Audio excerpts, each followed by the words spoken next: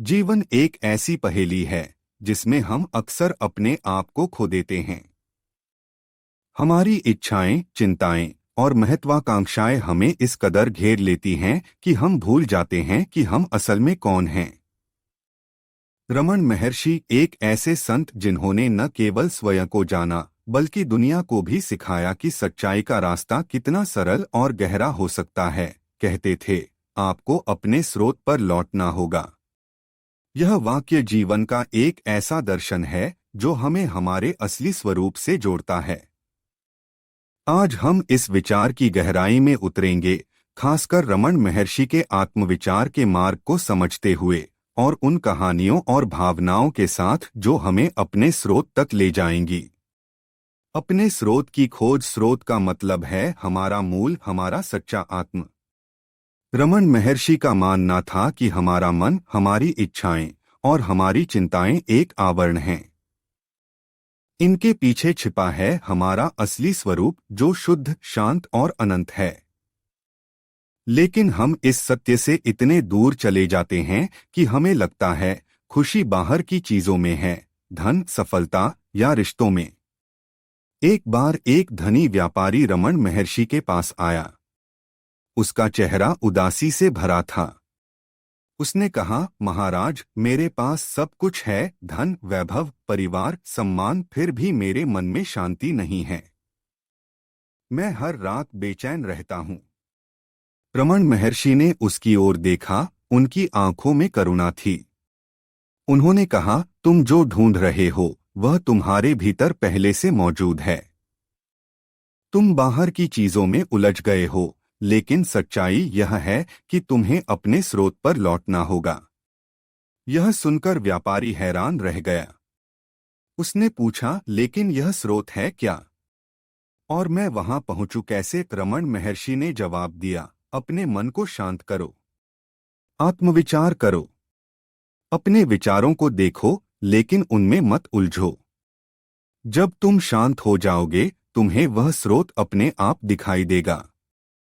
यह कहानी हमें सिखाती है कि हम सब उस व्यापारी की तरह हैं जो बाहर की दुनिया में शांति ढूंढ रहा है।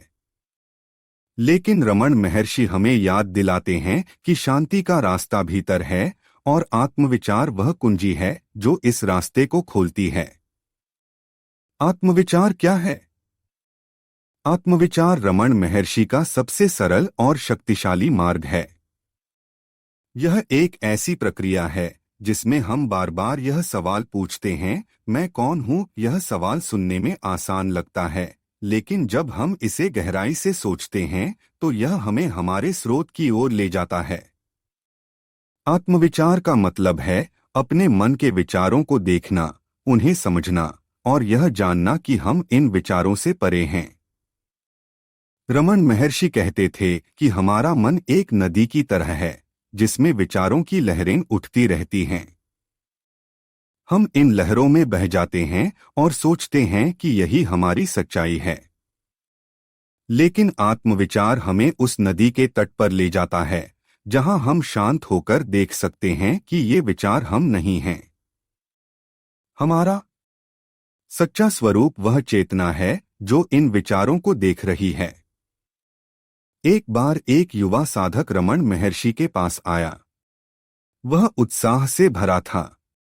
उसने कहा, मैं ध्यान करना चाहता हूँ। मैं अपने स्रोत तक पहुँचना चाहता हूँ। रमन महर्षि ने उसे देखा और कहा, ठीक है, बैठो और आत्मविचार करो। यह पूछो, तुम कौन हो? युवक ने जवाब दिया, मैं एक विद्वान हूँ। मैंने कई ग्रंथ पढ़े हैं। रमन महर्षि ने फिर पूछा, नहीं, यह तुम्हारा ज्ञान है। तुम कौन हो? युवक ने कहा, मैं एक पुजारी हूँ, मैं मंदिर में पूजा करता हूँ। रमन महर्षि ने फिर कहा, यह तुम्हारा काम है। तुम कौन हो? युवक चुप हो गया। उसे समझ नहीं आ रहा था कि वह क्या जवाब दे। रमन महर्षि ने कहा, जब तक तुम यह नहीं जान लेते कि तुम कौन हो, तुम्हारा मन शांत नहीं होगा। आत्मविचार करो। यह पूछो कि यह विचार किसे आ रहे हैं। तब तुम्हें अपने स्रोत का एहसास होगा। यह सुनकर युवक को एक नई दिशा मिली। उसने आत्मविचार शुरू किया। उसने अपने विचारों को देखना शुरू किया और धीरे धीरे उसे एहसास हुआ कि वह न तो उसका शरीर है, न उसका मन, न उसकी उपलब्धियां। उसका सच्चा स्वरूप इन सबसे परे था।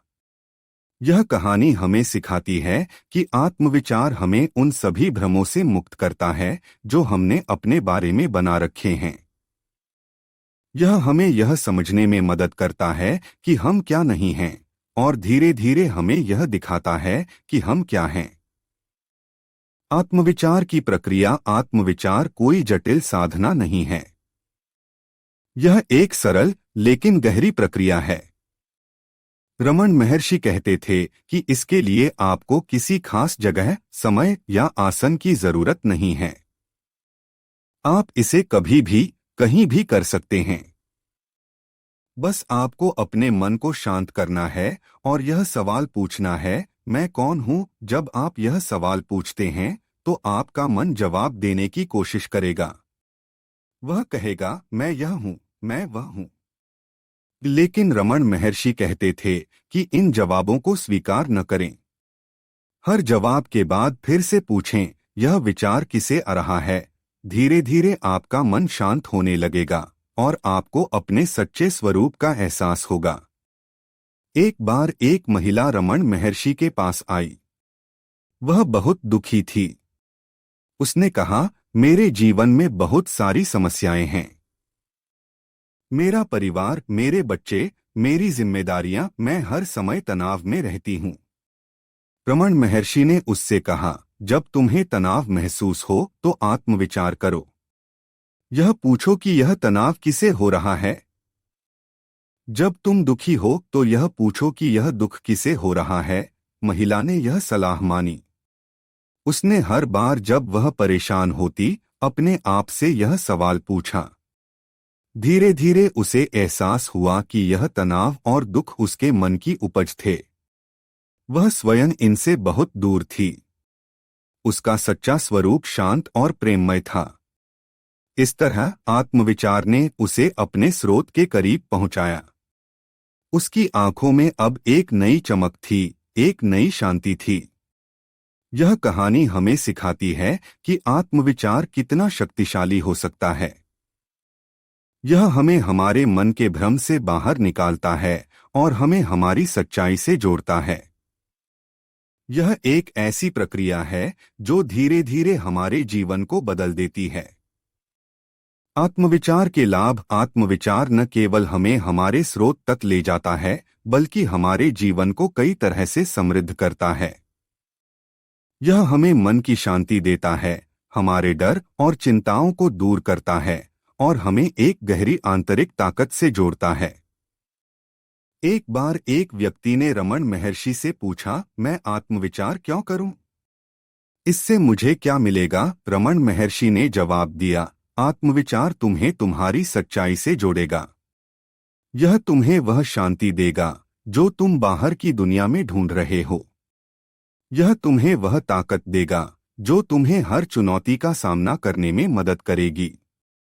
यह सुनकर उस व्यक्ति ने आत्मविचार शुरू किया। उसने देखा कि जैसे जैसे वह अपने स्रोत के करीब पहुंच रहा था, उसका मन शांत हो रहा था। उसके डर और चिंताएं कम हो रही थीं। उसे अपने भीतर एक ऐसी शक्ति का एहसास हुआ जो उसे हर मुश्किल से लड़ने की हिम्मत देती थी। उसने महसूस किया कि आत्मविचार ने न केवल उसके मन को शांत किया, बल्कि उसके जीवन को एक नया अर्थ भी दिया। आत्मविचार हमें यह भी सिखाता है कि हमारी सच्ची खुशी हमारे भीतर है। जब हम अपने स्रोत से जुड़ते हैं तो हमें बाहर की चीजों पर निर्भर नहीं रहना पड़ता। हमारा मन स्वतंत्र हो जाता है और हम हर परिस्थिति में शांति और संतुलन बनाए रख सकते हैं। आत्मविचार और रोजमर्रा का जीवन। रमन महर्षि का कहना था कि आत्मविचार केवल ध्यान के लिए नहीं है। इसे हम अपने रोजमर्रा के जीवन में भी शामिल कर सकते हैं। जब हम काम कर रहे हों, जब हम अपने परिवार के साथ हों या जब हम किसी मुश्किल का सामना कर रहे हों, हम आत्मविचार कर सकते हैं। यह हमें हर पल अपने स्रोत से जोड़े रखता है। एक बार एक युवती ने रमण महर्षि से पूछा, मैं एक गृहिणी हूं, मेरे पास ध्यान करने का समय नहीं है, मैं आत्मविचार कैसे करूं? रमण महर्षि ने जवाब दिया, तुम्हें ध्यान के लिए अलग से समय निकालने की जरूरत नहीं है।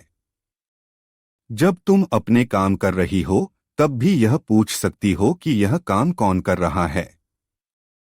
जब तुम अपने बच्चों के साथ हो तब भी यह पूछ सकती हो कि यह प्रेम किसे महसूस हो रहा है। आत्मविचार तुम्हारे हर काम में शामिल हो सकता है। यह सुनकर युवती को बहुत प्रेरणा मिली।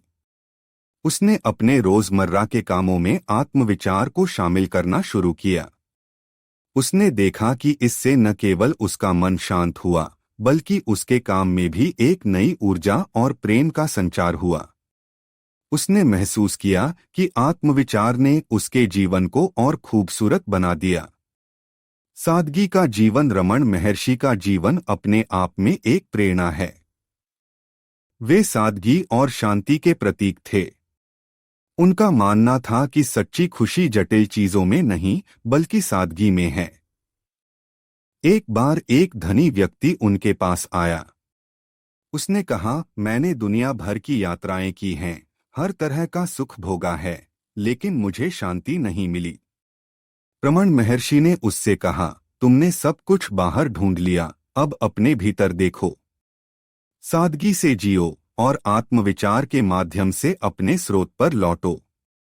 यह सुनकर उस व्यक्ति ने अपने जीवन को सरल बनाया। उसने आत्मविचार शुरू किया और धीरे धीरे उसे शांति मिलने लगी। उसने महसूस किया कि सादगी और आत्मविचार ने उसे वह खुशी दी जो वह बाहर की दुनिया में ढूंढ रहा था। प्रेम और करुणा का स्रोत। रमण महर्षि का कहना था कि जब हम अपने स्रोत पर लौटते हैं तो हमारा दिल प्रेम और करुणा से भर जाता है। आत्मविचार हमें यह एहसास दिलाता है कि हमारा सच्चा स्वरूप प्रेममय है।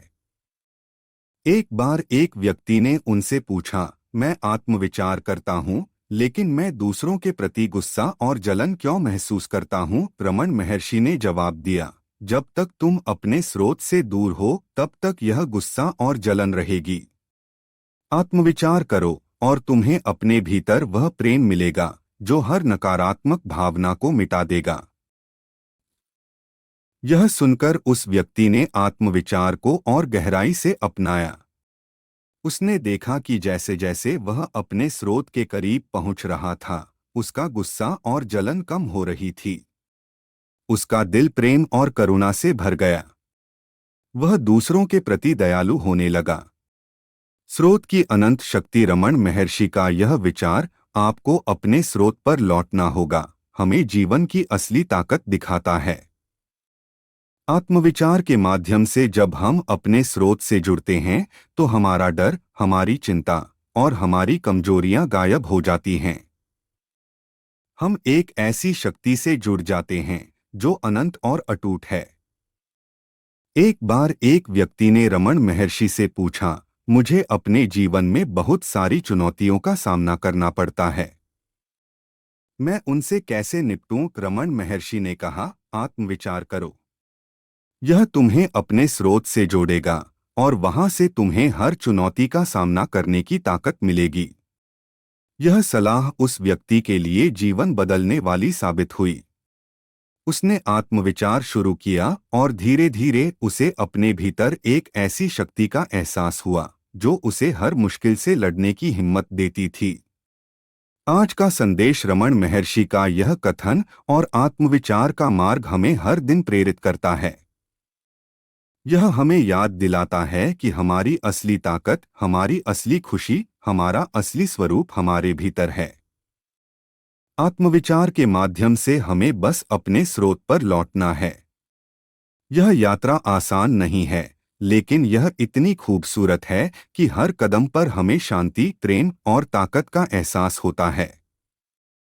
तो आइए आज से यह संकल्प लें कि हम आत्मविचार को अपने जीवन का हिस्सा बनाएंगे। हम अपने मन को शांत करेंगे, अपने स्रोत की ओर बढ़ेंगे और अपने सच्चे स्वरूप को जानेंगे। क्योंकि जैसा कि रमन महर्षि ने कहा, आपको अपने स्रोत पर लौटना होगा। और जब हम वहां पहुंच जाएंगे तो हमें वह शांति, वह प्रेम, वह ताकत मिलेगी जिसकी हमें हमेशा से तलाश थी। तो दोस्तों, यह था आज का वीडियो। अगर आपको यह जानकारी पसंद आई हो तो वीडियो को लाइक और शेयर जरूर करें। और हाँ, चैनल को सब्सक्राइब करना न भूलें। अगले वीडियो तक के लिए नमस्ते। धन्यवाद।